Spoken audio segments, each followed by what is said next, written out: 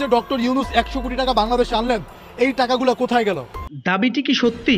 সার্জিস হাসানাতের বাড়িতে শত কোটি টাকা? বৈষম্য বিরোধী ছাত্র আন্দোলনের সমন্বয়ক হাসানাত আব্দুল্লাহ ও সার্জিস আলমের বাসা থেকে বিপুল পরিমাণ টাকা পাওয়া গেছে দাবি জানিয়ে ইন্টারনেটে মিথ্যা তথ্য ছড়ানো হচ্ছে। গত অক্টোবর থেকে বৈষম্য বিরোধী ছাত্র আন্দোলনের কেন্দ্রীয় নির্বাহী কমিটির সদস্য মোহাম্মদ তারিকুল ইসলামকে উদ্ধৃত করে সামাজিক যোগাযোগ মাধ্যম ফেসবুকে একাধিক পোস্ট ও ভিডিও শেয়ার করে দাবি করা হয়েছে বৈষম্য বিরোধী ছাত্র আন্দোলনের সমন্বয়ক হাসানাত আব্দুল্লাহ ও সার্জিস আলমের বাসা থেকে যথাক্রমে 200 ও 100 কোটি টাকা পাওয়া গেছে। এ বিষয়ে একটি প্রতিবেদন প্রকাশ করেছে বাংলাদেশের তথ্য যাচাইকারী প্রতিষ্ঠান ফ্যাক্ট চেক রিউমার স্ক্যানার। তাদের অনুসন্ধানে জানা যায় ভিডিওটি ভুয়া।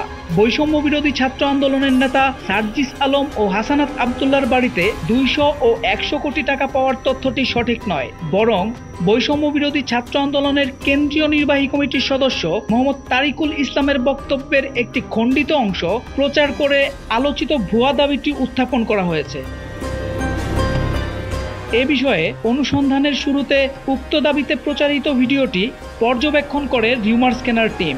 এতে এক ব্যক্তিকে বলতে শোনা যায়, আমাদের কেউ দাবায় রাখতে পারবে না, চতুর্দিক থেকে ষড়যন্ত্র করা হচ্ছে। সার্জিস আলমের বাসায় 200 কোটি টাকা পাওয়া গিয়েছে, হাসানাতের বাসায় 100 কোটি টাকা পাওয়া গিয়েছে।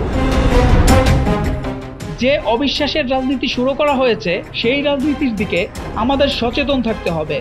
এছাড়াও এই ব্যক্তিকে অন্তর্বর্তী সরকারকে নিয়ে বিভিন্ন সমালোচনা করতে দেখা যায়।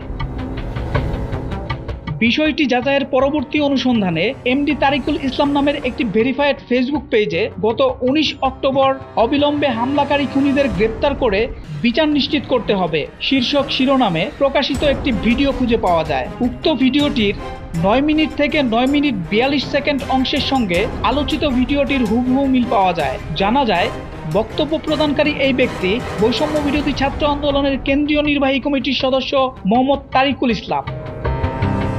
উক্ত ভিডিওটির 9 মিনিট থেকে তাকে বলতে শোনা যায়, ফ্যাসিবাদের বিরুদ্ধে এ লড়াই শেষ হওয়া পর্যন্ত আমাদের কেউ দাবায় রাখতে পারবে না, চতুর্দিকে ষড়যন্ত্রের রাজনীতি শুরু হয়েছে। সার্জিসের বাসায় 200 কোটি টাকা পাওয়া গিয়েছে, হাসানাতের বাসায় 100 কোটি টাকা পাওয়া গেছে।